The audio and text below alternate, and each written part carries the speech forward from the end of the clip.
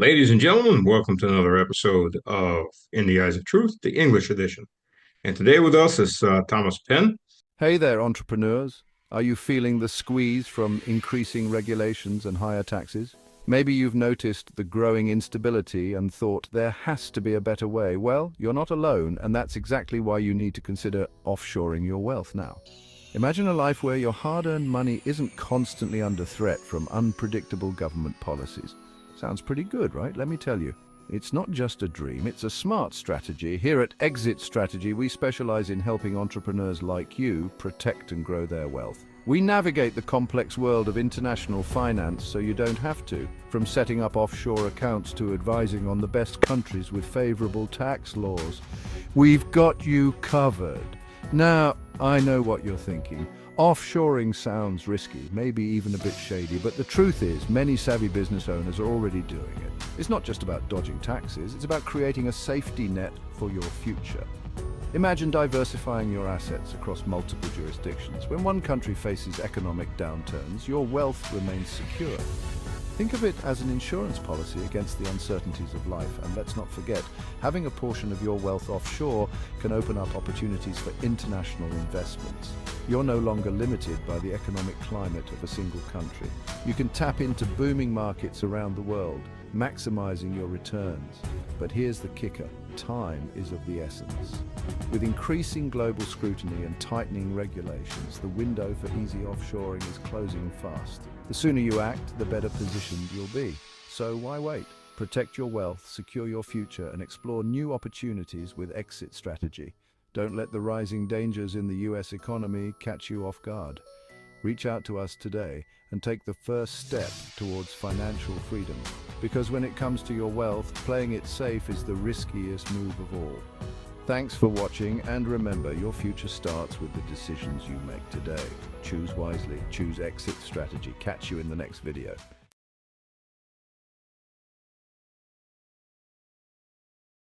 Thomas is former U.S. Military, quite a few years ago, I guess now. Time flies.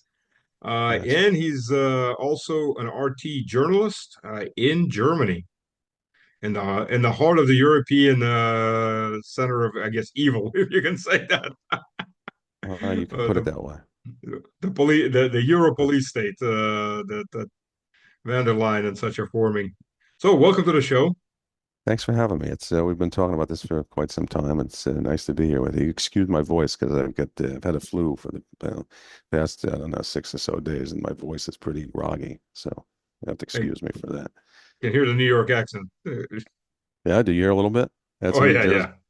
Well, New Jersey, yeah, close Yeah. up. I'm a good old boy, Southern boy. So Uh, we're in the South. We kind of look kind of cross-eyed at them Yankees. yeah, it's a little different down there, but Yeah, it's the same. there's this good Southern joke. What's the difference between a Yankee and a damn Yankee?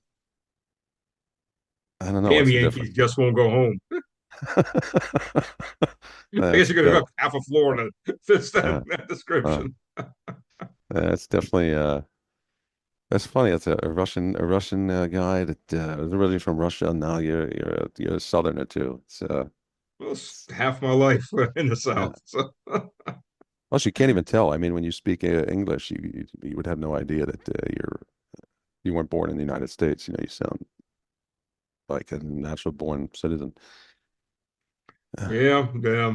Which got me to hear, gave me the opportunity to hear quite a few things about Russians when people forget the fact I'm Russian. yeah, Hear the accent, they start, yeah. ah, yeah, like, That's a good oh, point. no, but not Yeah. you, Stas, not you. Like, Uh, you trick a you trick a lot of people now with that. I have no idea. so how do you find Germany, modern Germany? You've been there since what year? I've been in Germany about 20 years now, off and on. Oh, so For the you've seen the big changes. Yeah, there've been quite a few changes over the last 20 years. When I first came here, about 21 years ago now, I came to the former East Germany, where my ex-wife was from. And yeah, at that time, it's only been, what was it, about ten years since, German reunification. Hmm. and former East Germany was very much, I would say, it hadn't changed much since, I mean, culturally in those 10 years. Of course, you had an influx of Western products and consumerism started to take hold a little bit, but generally speaking, it was a totally different world back then in East Germany. Western finance hadn't gotten a hold yet. The idea of, buying anything on credit was basically unheard of. Um, and in the past 20 years, the time that I've known Germany, well, but I would say more so in the past 10, the change has been, so rapid with, really the advent of social media and the way that people communicate and the way that ideas move so quickly from point A to point B. The place has become, I would say, pretty Americanized pretty quickly. East Germany or Former, West Germany? I think West Germany always was to a great Hmm. extent, but former Eastern Germany really, uh, former GDR, it's happened here rapidly now. And you see it everywhere in the culture and the TV commercials, just everywhere. It's really been noticeable, very noticeable the last 10 to 12 years, I would say, since the time of the like the great financial crisis. It really, that's when we see like the advent of really social media really pick up, uh, and it's been quite rapid in that time frame. But for all that, the East German states seem to be leaning a lot more toward the alternative future for Germany party, Yeah, I think and who advocates peace with Russia and normalization, as I opposed to th the West Germans. I think in that regard, yeah, you're definitely correct. I think there's a lot of animosity in the former Eastern states because the people here, I mean, they didn't have time to build up, they didn't have time to build up big cash reserves like their counterparts in Western Germany. The wall came down, and I think in the former Soviet Union, people they had the opportunity to take over the apartments, for example, they were living in, Right, right. and here that wasn't the case. You didn't have the opportunity. It wasn't you had to buy it. Um, and people just didn't have the opportunity. They didn't have the you have these two unequal, unlevel playing fields that these they merge together, and then you've got the uh, East Germans, struggling to keep up, where the industry's been just neglected, and they don't have the capital, and we're coming to a point where I mean, you have the social system here is so burdensome. It sucks up so much of people's income.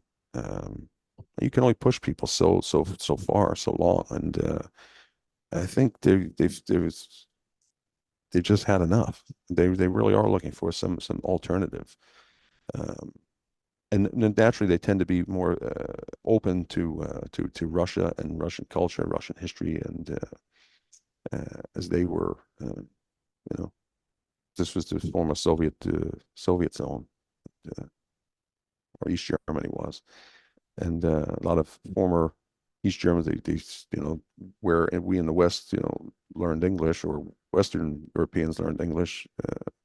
East Germans, they grew up with the Russian language, Hmm. and yeah, so I mean, they tend to have a more, uh, I think, a realistic approach, honest approach to your relationship with the modern Russian Federation. Um, yeah, What's your station where in Berlin? Or your station I, living? those days are over. Yeah, I live near. I live about 45 minutes outside of Berlin. Uh, in the yeah, I'd rather not say exactly where I No, live, no, but no, no, no. But close enough, close enough. Because yeah, Berlin's East Germany, but it's that island of the West for the most I, part. that's definitely true. Berlin is, I would say, an island unto itself. It's not even. Yeah. It's just a bubble that. I mean, it's the only capital city in Europe that's really a burden. to the rest of the country. It doesn't. It adds no value to the GDP. It's like an anchor. Uh, and I, the people that I the think poly, Vienna was that after World War One when the Austro-Hungarians got chopped up into small pieces. The Imperial Vienna with this agriculture country called Austria. yeah, you could see. I mean, Berlin, I mean, is perfect. As soon as you leave the city limits, I mean, it basically turns into it turns into farmland. It's not like, we know in the United States, you get the big cities and they sprawl out in the suburbs Yeah, and then it yeah. just pushes out further. Here, you just go from the city to farmland. And that's basically, you know, that's Berlin is really an island unto itself, I would say. It's not even to call it something. I mean, German it is, but it's located within the boundaries of the German Republic, but it's really a city unto itself. The only Russian city that looks is beginning to really look like an American city is Moscow. Moscow sprawls. It expands. It sprawls. They added New Moscow, Yeah, which was from the southeast all the way to the end of the province, to the border with the Kaluga province. So there's 2.5 times the size. And there are just a bunch of small villages and towns there, and they're all getting built up to just this gigantic mass conglomerate. I live outside of Moscow, but I live about 15 kilometers outside of Moscow. But really, if you just drive, you're never going to tell this difference. It's all getting so built up. It's just when I that's was the out there, only Russian city that really looks like an uh, American city these days. From the M Moscow city, I mean, itself looks like the kind of Manhattan-esque. Oh yeah, yeah. They're taking But on a it's not just Moscow City. Everything around there is now going up in heights yeah, into skyscrapers. So yeah, you got the Moscow City in it, and the next ring around is already being built up. So it's yeah. yeah. I That was one mean, of I was just there in the summer, and what's really interesting is the narrative, in the West that or in the West, in the Western Europe and the United States, that Russia. I mean, we've tried to sell that narrative for so long that Russia's a gas station posing as a country. But when you come to Moscow, you see it's so much different than Western. The young people are hungry to succeed. Everybody's on the move. It's kind of reminds me like of New York when I was a kid. There's so much action. There's cranes everywhere. There's buildings going up everywhere. Um, Restaurants, shopping, mid-range dining, fine dining, everything, and everything is moving so quickly, um, at such a rapid pace, that and the way that Russia is often portrayed in Western media, it's just has no bearing in reality. oh yeah, The reality, yeah. the reality versus the way it's portrayed, and yeah, Moscow's an amazing city. I But it's love not it just there. Moscow. If you go to any of the major cities, they're all, and I Yeah, oh, mean, and, booming. and those like 20, 30 cities, they're all growing and they're all exponentially growing. But Yeah. Kazan, I hadn't been, what BRICS is about to be.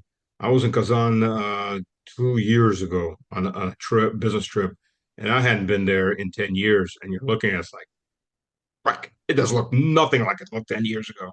I mean, Yeah, it's Russians are, so, uh, I think now is really the time for Russia. I mean, after the collapse of the Soviet Union, the 90s was such a rough period, and Russians really now have an opportunity to, especially in light of the sanctions, and you've so many of those Western companies, I mean, that are just bloodsuckers have been removed from the economic landscape, and you have really the opportunity to uh, build something organic from the ground up. And as long as the government, allows the Russian people to keep, pursuing their ideas, their dreams, let them just do their thing. Things are going to work out fine for Russia. They really yeah. are. And We were talking about the dollar earlier before we started. I think from my perspective, that's sanctions were actually the best thing that could have happened to Russia. Long term, that's Yep, how yep. it will play out. And it's really given young Russians the opportunity to start their own businesses, build out on their own ideas. You don't need those big Western companies that are propped up mainly by the U.S. dollar. You don't really have a chance to compete against them either. We have the same kind of dynamic here in Germany. Our young people, you get these big Western companies all over the place, especially the U.S. multinationals. They're all propped up by the dollar, and Yep. they get this money printing machine that the U.S. dollar's reserve status enables uh, them to be kind of grow through each business cycle as these mom and pop stores get crushed, and these big businesses they connected directly to this cash flow through New York, Hmm. um, and they grow bigger and bigger and bigger. They expand out into the rest of the world, and they buy up the land, they buy up the resources, and our young people here in Germany don't have the ability to compete with that. And Russians don't have to worry about that anymore. And as the world continues to de-dollarize, I mean, I think Russia's positioned really, really well to, as long as the government, you know, maintains, let people do the thing. People keep the free market system in place, let people compete, but do it fairly. And that's our biggest problem. I think in the United States, we haven't done it fairly. We've relied on the dollar for too long and its Hmm. status as the world reserve currency to I mean, look what we've done to our manufacturing base and what's become of you know, our society in general since basically, I mean, since the time of really Richard Nixon when we moved to this full fiat system. Well, It's total, if total you look at breakdown. it, that's the same thing that happened to England, same thing that happened to the Netherlands, same thing that happened to Spain. That's the Uh, curse of the reserve currency, is it's you a wind up double-edged gutting sword. yourself for the elites and gutting everyone else. But in the end, it always collapses. Yeah, and the interesting thing though is that at this time we've done it on a full fiat uh, regime. Yeah, yeah, I mean, essentially our country, the United States, we really went bankrupt. I mean, Lyndon Johnson's Great Society and then the Vietnam War and yep, this combination of spending really bankrupt our country. And we were technically bankrupt. It was run on the dollar. People wanted gold, as promised. And that's when yep, it was. yep. But it's amazing how great. I mean, the U.S. system had so much inertia behind it because I Hmm. mean, it really was previous times. The um, really the greatest free market system I think the world had ever known, and it pulled so many people out of poverty. And but it just broke down with too much spending, too much government, and you saw it break down in the 60s. And like I said, in the Johnson Great Society and then the Vietnam War, these things broke the back of the American economy. But there was so much inertia behind it that I mean, the Americans were essentially able to pull the entire rest of the world off the gold standard You and know, pull everybody into this fiat regime. And that's what we've not experienced before. This type of kind of growth in the world that's built basically on uh, the United States' ability to print fiat currency at will and export its inflation to while simultaneously exporting its inflation to the rest of the yes, world. That's what's enabled it. yep, And yep. anybody that wants to engage in international trade, it's been that way since basically the 70s. The Saudis, I mean, Saudi Arabia is one good example that is brought up a lot. They call it the petrodollar system. Um, well, we could get into that later, but any country that wants to engage in international trade, they need a big pile of dollars in order to do it, and that Let's. lets the United States run those big deficits, and that system is coming to an end. It always does. Yeah, As a fact, I'll venture to say the collapse of the Soviet Union wasn't just a disaster for Russians, economic disaster, because it was, but it was also an economic disaster for Americans. and nobody's going to tell the American worker that. But if you I look would, at uh, deindustrialization in America, that happened right after the end of the Cold War, because the industry could now go look find cheaper labor because okay, there's not going to be a world war. Go run along now, and we'll help you out. And I yeah, watched I North would, Carolina go down the drains in 10 years. Just yeah, I would agree that the the Soviet Union was a great counterbalance to the United States. It kind of kept us in check, hmm and being left alone as the sole superpower. I mean, uh, the picture looked rosy for a while, but as you said, it's really a double-edged sword. The yeah, world reserve currency status, and you eventually, government is too tempted to run these massive deficits. I mean, it's too easy to do it. It's like a drug, and once you start it, you can't stop. You just keep consuming more and more and more until you eventually destroy yourself. You hollow out your entire society, and we see that in the destruction of our manufacturing base that we kind of started in the 70s when Nixon opened China, and we get this great outsourcing of jobs into the 80s, in the 90s, and we moved to totally financialized economy. Um, and I was trying to make a point here. I think we were getting back to this yeah, but the Soviet Union, I mean, the collapse of the Soviet Union really yeah, pushed that process forward, or allowed it it to did. move a lot faster. And the interesting thing, I mean, and the whole thing, and all of it, is that the Soviet Union, I mean, the United States, I mean, technically collapsed before the Soviet Union did.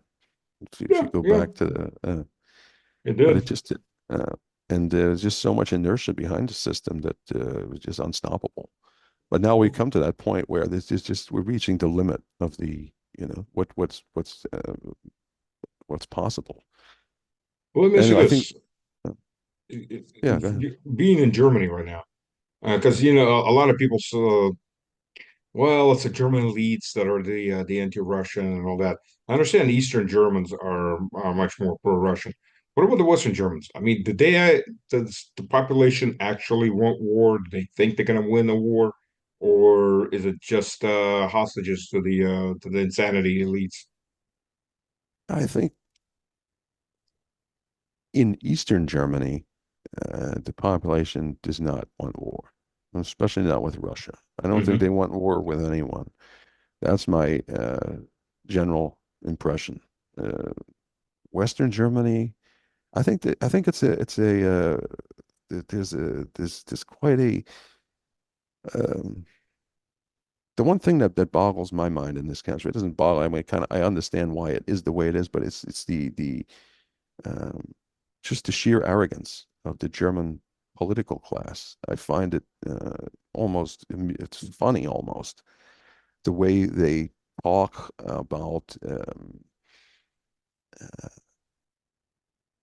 attacking Russia or taking on Russia. It's almost comical because I mean this is a country that I mean there've been studies done. The Bundeswehr couldn't even defend Berlin. Right? We have no nuclear capability in this country. We have no ability to project power whatsoever. And the political class here, they talk as if it's as if I don't know, like it's 1939 or something. You hear it all the time from people like Baerbock and Strack-Zimmermann. I don't know if you're familiar with these names, but Oh these are yes, yeah, we're all familiar with those names here. and but it to me it's really amusing at this point. You can't even argue against it because it's I think it's so ingrained in their heads. And really, they've had I would say, or some would call it an occupation, whatever but they've had the protection uh, of the United States, government for, this is really, it is a vassal country, Germany. It has no ability to make decisions. I mean, big decisions on its own. They all come back to Washington.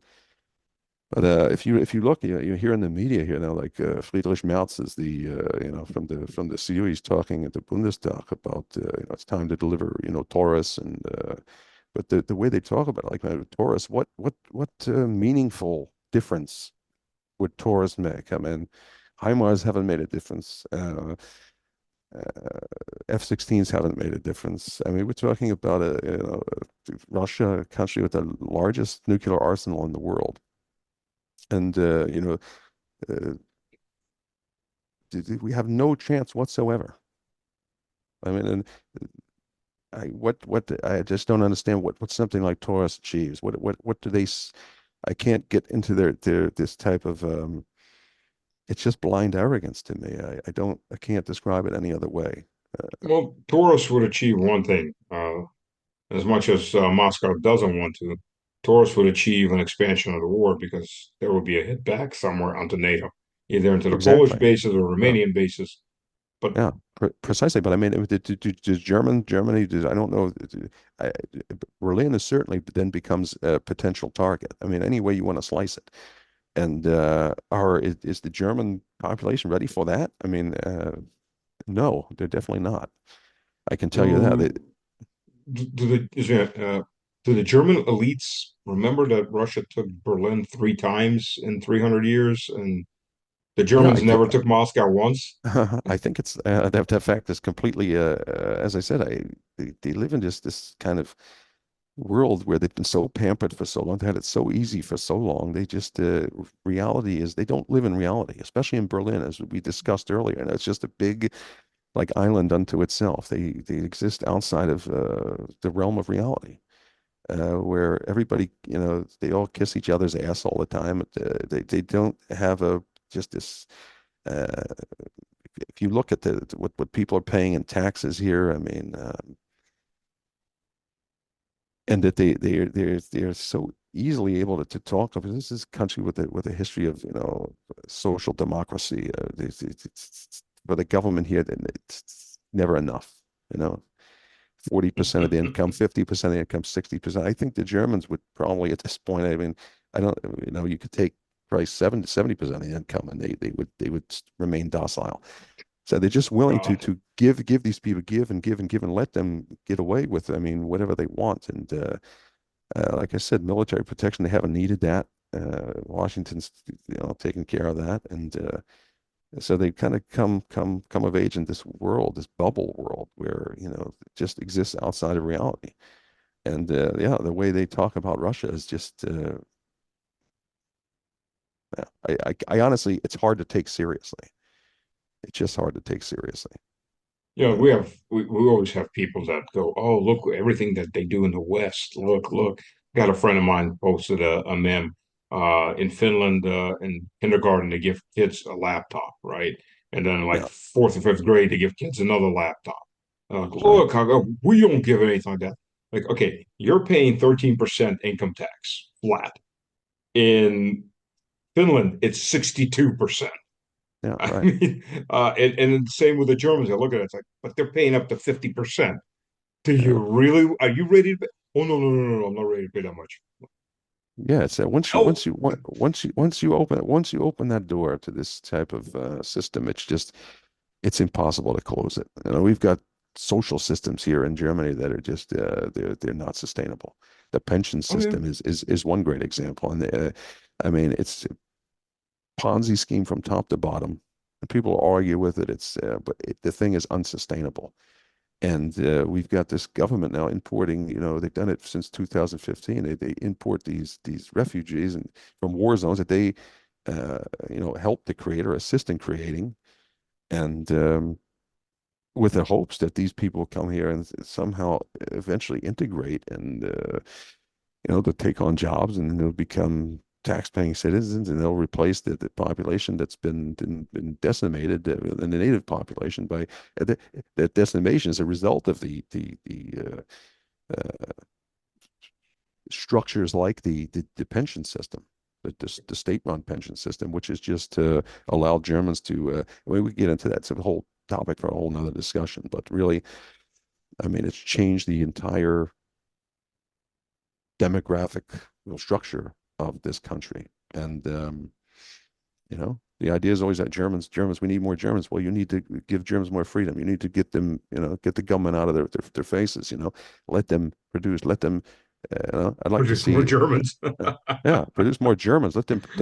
They have to create. They have to be able to afford these things, and and they can't afford those things when they're making these I mean, contributions, where they're taken. If you take, if you're the highest earner here, you're getting taxed at like 46%, then you think of all the other taxes that come on top, the VAT, and then the petrol taxes and everything. But at the end of the day, from every euro you earn, you're taking home, what, 20 cents or something.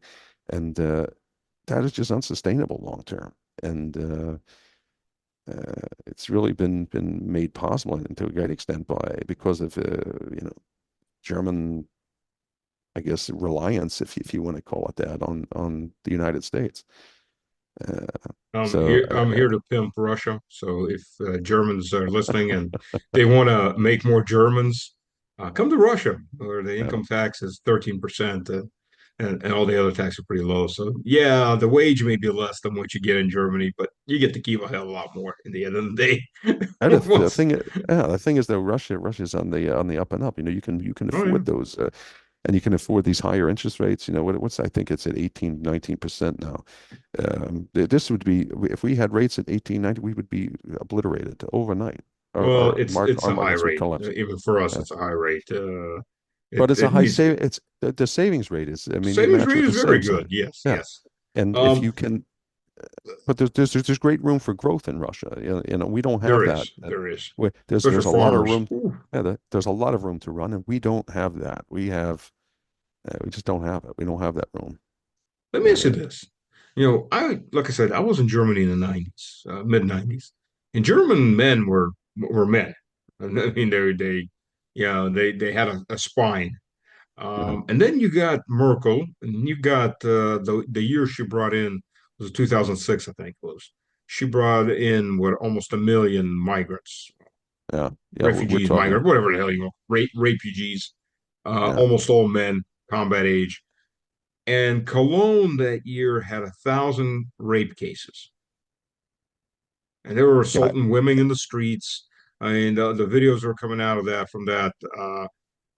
If that happened in Russia, they'd all be hanging from every single tree around. That'd just be a pogrom. The yeah. men would just go start butchering them for something like that.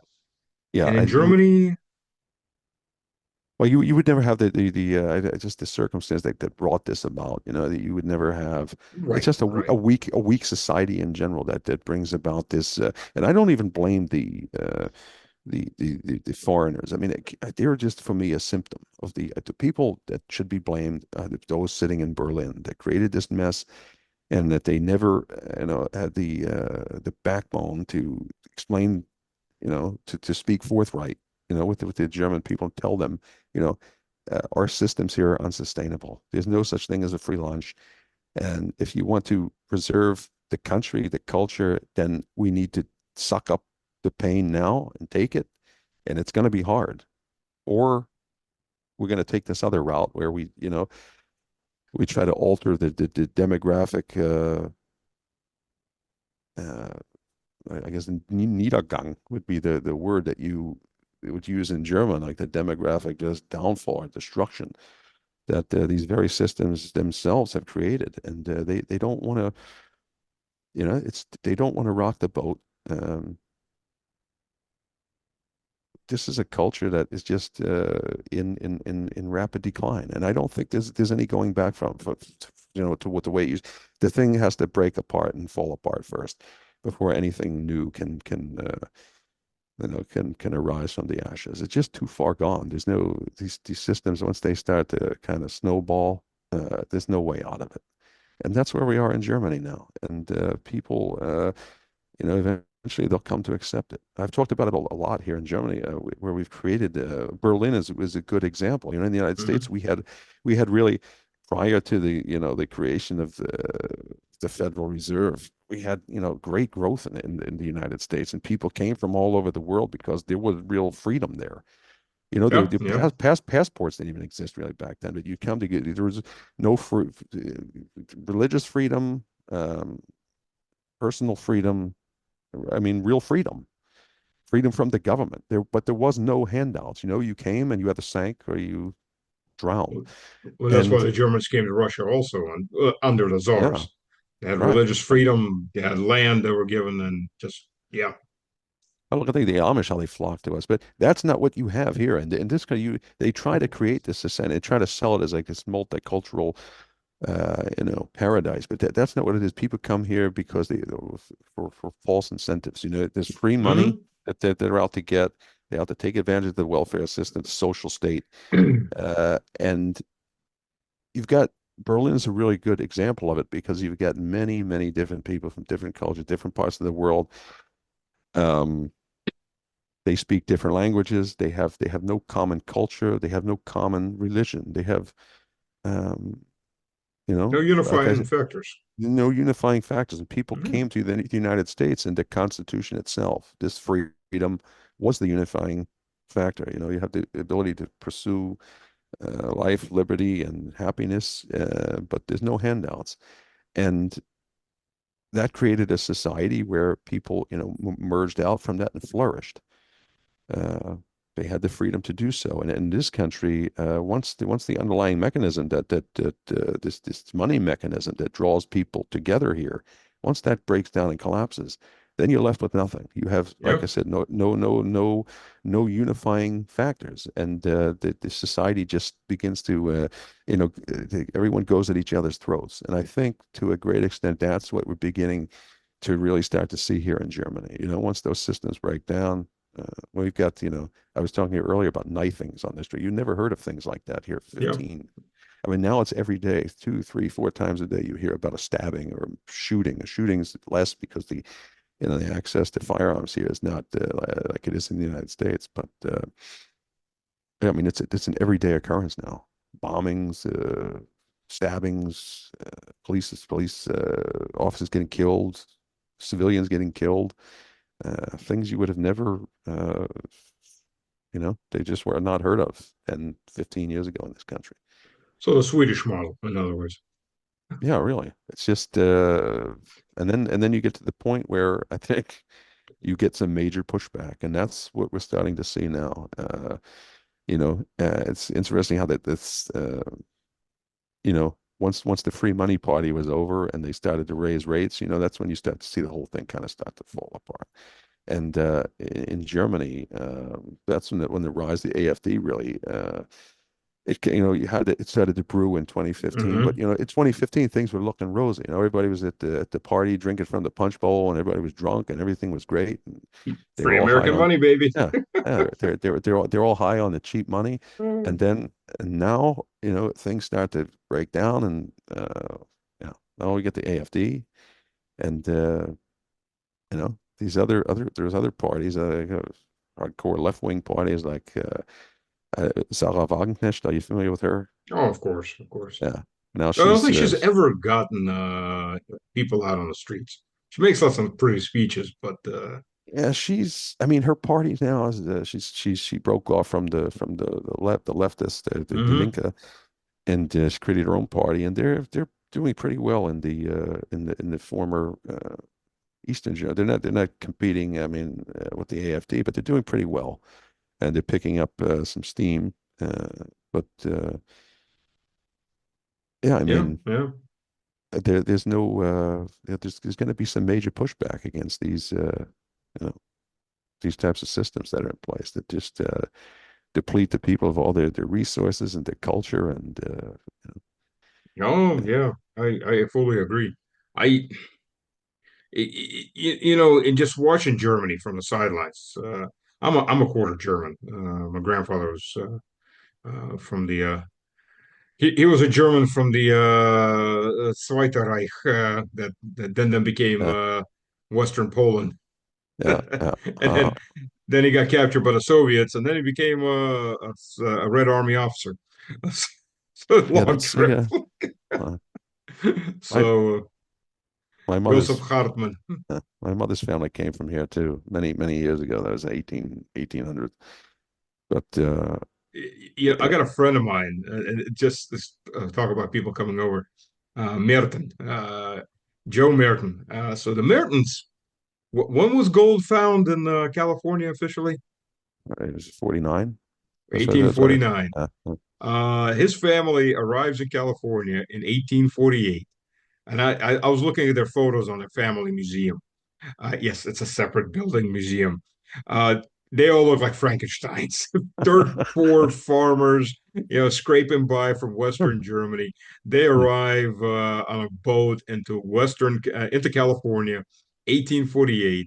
They're given a little tiny chunk of land in a new county that is absolutely unpopulated, and they have Yeah, one little creek running through that land. yeah, 1849, they owned the county. yeah, yeah. That was possible back in You know, back then. you Yeah, just you could. never know.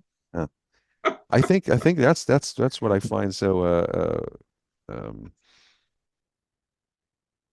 attractive about the modern Russian Federation. It's a lot to an extent like the United States was, 115 years ago. You have 115, 120 years ago. This is a wide open country. There's a lot of, I would say, more uh, personal freedoms there. I mean, economic freedom that people, I mean, it gets, if you're talking to somebody that's been brought up with the Western press, they would think I'm an insane. But if you go there and you see it, I mean, you have these opportunities there. You want to start a Yeah. business, you want to do whatever. I mean, it's there. Uh, Thomas, and there's so I'm much room sorry I for got to growth. interrupt. We've got less than a minute left. I'm not quite sure how much because it just says less Yeah, than a minute. Um, I want to thank everybody who joined us for the show. I will have Thomas back on. There's a lot more to discuss, and we've got the source right in Germany right there. So yeah. It's been a see the pleasure, Stas. see Thanks the for having me. decline in the real time, unfortunately, but it Yeah. is what it is. So, Thomas, thank you very much. Thanks for having me, Stas. It was a Yep. great time. Yep. Thank We'll do you. it again soon. Take care. Absolutely. We will. We will definitely. Cheers. Cheers.